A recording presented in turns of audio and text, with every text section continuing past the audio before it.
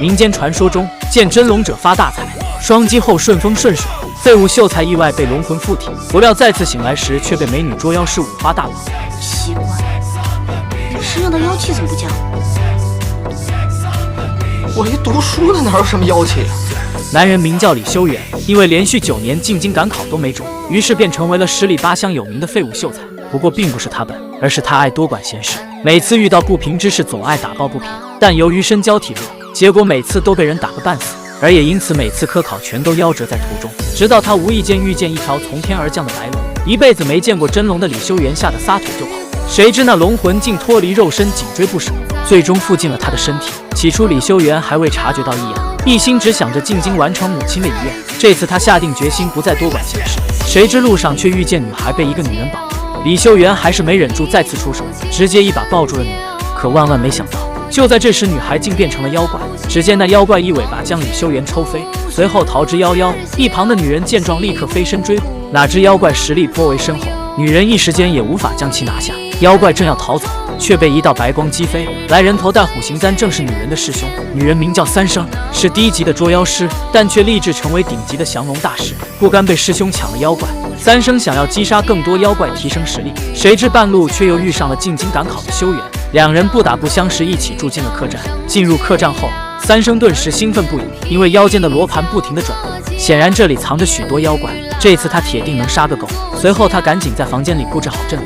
与此同时，一直赶路的修缘正想好好洗个澡，哪知刚进入水中就被拽进了一处神秘空间。低头一看，脚下竟出现了一条白龙。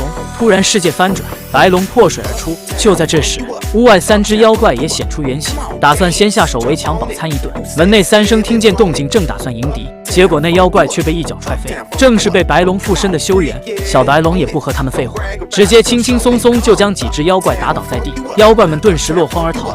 突然三生出现，手里的寻妖盘还不停地转动。原来你也是妖怪。三生立刻朝着小白龙出手，随后还将他引到了自己布满阵法的房间。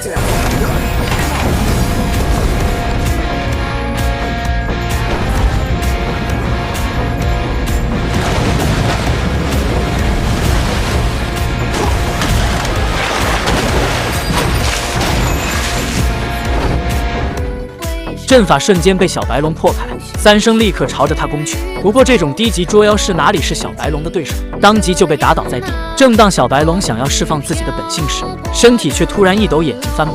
下一刻修缘的意识便掌控了身体，谁知还没缓过神来，便被三生一巴掌扇到地上，昏迷不醒。然而就在这时，三生的师兄却找了过来，没办法，三生只能将昏迷的修缘藏在床底，随后假装无事发生一般将师兄打发走。再次醒来的修缘已经被五花大绑，但奇怪的是身上却没了一丝妖气。为了搞清楚状况，三生将修缘带到浴桶旁，随后猛地将修缘按进水里。